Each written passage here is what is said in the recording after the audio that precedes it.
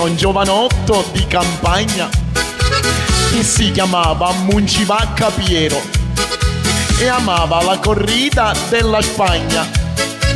Voleva diventare un gran torero e si allenava sempre ogni mattina Cavacca Carolina di papà, e col vestito rosso di mammina correva per i campi qua e là.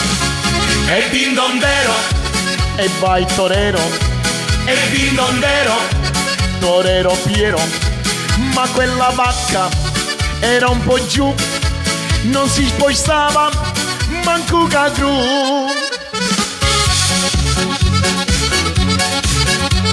Un giorno vince un viaggio per la Spagna, tutto pagato solo per l'andata.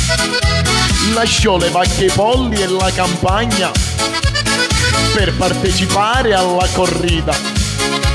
Ma appena si trovò dentro l'arena con tutta quella gente che gridava, gli venne l'aculite cema cema vedendo quel bestione che arrivava.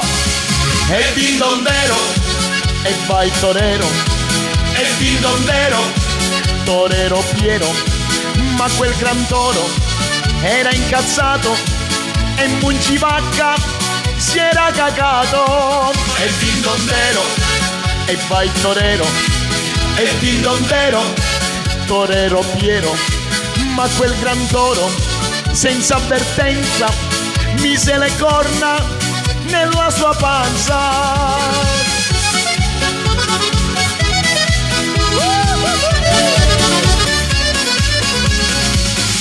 Ci fu un minuto e più di sofferenza, il toro lì svenuto senza corna e Piero che toglieva dalla panza il padellone rosso della nonna.